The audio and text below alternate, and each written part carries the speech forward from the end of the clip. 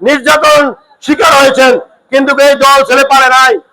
আমি বলতে চাই, আমাদের রামগঞ্জের অনেক যারা জুলুম করেছেন তারা এখনো সুন্দরভাবে আছেন। তাদেরকে বলতে চাই, আপনারা বাড়াবাড়ি করতে আসেন না, আপনারা অপপ্রচার করতে আসেন না। আপনারা বিএনপি কোনোদিনও আওয়ামী লীগের মতন না, প্রতিহিংসার রাজনীতি করে না। বিএনপি সব সময় মানুষের ভালোবাসা নিয়ে রাজনীতি করতে চায়। আমি আপনাদের কাছে বলতে চাই, শহীদ রাষ্ট্রপতি জিয়াউর রহমান ছিলেন একজন সামরিক কর্মকর্তা, ওনার থেকে প্রতিষ্ঠা হয়েছে এই দল। উনি কখনো অন্যায়কে প্রশ্রয় দেয় নাই। আমি বলতে চাই, আমাদের অত্র ইউনিয়নের বিএনপি, ছাত্রদল, স্বেচ্ছাসেবক দল সকলকে আমি বলতে চাই, আপনারা কখনো ক্ষমতার অপব্যবহার করেন না। শেখ হাসিনা জানেন শুধু অহংকার দাম্ভিকতার কারণে বাংলাদেশ থেকে বিতাড়িত হয়েছেন। উনি যখন বলেছেন বাংলাদেশের মানুষকে রাজাকার, কিন্তু উনি যদি চাইতেন পরের দিন বাংলাদেশের মানুষকে ক্ষমা চাইয়ে উনি করতে পারতেন বাংলাদেশে, কিন্তু উনার অহংকার দাম্ভিকতা এমন পর্যায়ে গেছেন। আল্লাহ তাআলা কোরআনে বলেছেন, কোন অহংকার পতনের মূল। আপনাদেরকে সকলে উনার পতন দেখিয়ে ছেড়েছেন। আমি বলতে চাই, আপনারা ধৈর্য ধারণ করেন।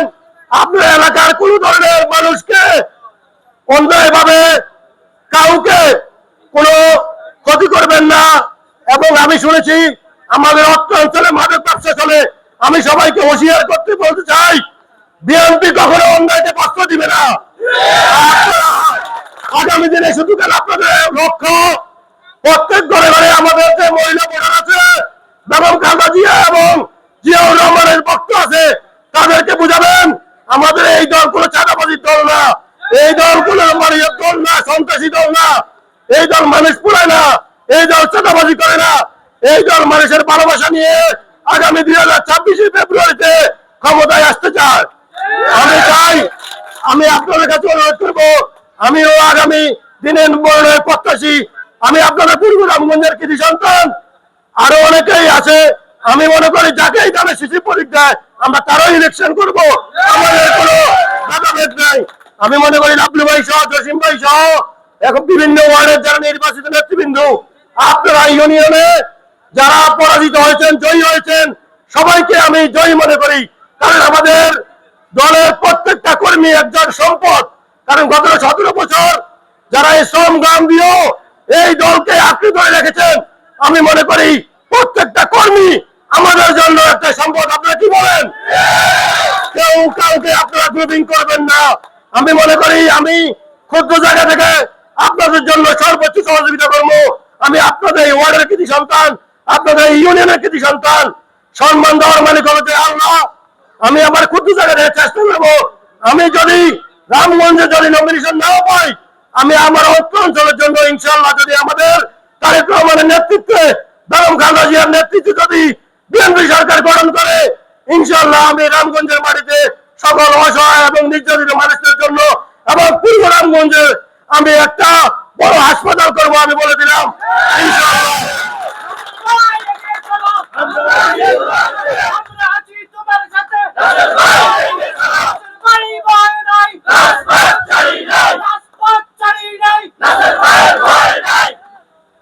আমি একটা কথাই বলবো, আমাদের জনাব তারেক রহমান দীর্ঘ 17 বছর, যিনি যার কারিশমাটিক দক্ষতার সহিত শুধু লন্ডন বসেও এই দলকে সঠিকভাবে নেতৃত্ব দিয়ে এসেছেন।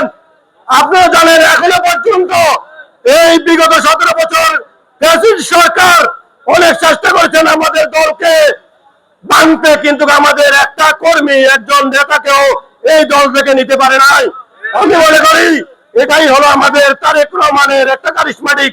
তাই ওনার নেতৃত্বে আগামী দিনে বাংলাদেশ গঠন হবে এবং উনি বাংলাদেশের প্রেসিডেন্ট হবে, উনি বাংলাদেশের প্রাইম মিনিস্টার হবে। আমি আগামী দিনে আমাদের মার্কেটটা, সেই মার্কেট আপনি সবাই বলেন, জোরসে বলো, রামগঞ্জে একই সাথে আরো জোরে। আমরা সবাই এখন আমি বক্তব্য শেষ করছি। আমি সবার কাছে অনুরোধ জানাই, আমাদের ইউনিয়ন লাবলু ভাইয়ের প্রতি, জসিম ভাই সহ আপনারা সকল দ্বিধা বিভক্ত বলে আপনারা যারা ত্যাগী নির্যাতিত নেতা কর্মীদেরকে নিয়ে আপনারা একটা ইউনিয়ন বিএনপি গঠন করবেন। আমি চাই না যে আমাদের ইউনিয়ন কোনো ধরনের যেন দ্বিধা বিভক্তি না হয়। আমি আরো শক্তভাবে বলতেছি, আপনারা জানেন গত 2 দিন আগে আমাদের এলাকার এক কৃতি সন্তান বিএনপি যুগ্ম আহ্বায়ক প্রিজাইডিং অফিসার দায়িত্বরত অবস্থায় কিছু সন্ত্রাসী কুচক্রীদের হামলায় উনি আহত হয়েছেন। আমি ওনার সুস্থতা কামনা করি। আমি সবার কাছে ওনার জন্য দোয়া চাচ্ছি। আল্লাহ তাআলা উনি আমাদের কৃষকরা আমাদের দলেরই একজন কর্মী। আমি আমার বক্তব্য শেষ করছি। শহীদ প্রেসিডেন্ট জিয়াউর রহমান আমানত, বেগম খালেদা জিয়া জিন্দাবাদ, তারেক রহমান জিন্দাবাদ, আরাফাত রহমান কোপা আমরক, বাংলাদেশ জিন্দাবাদ। আসসালামু আলাইকুম।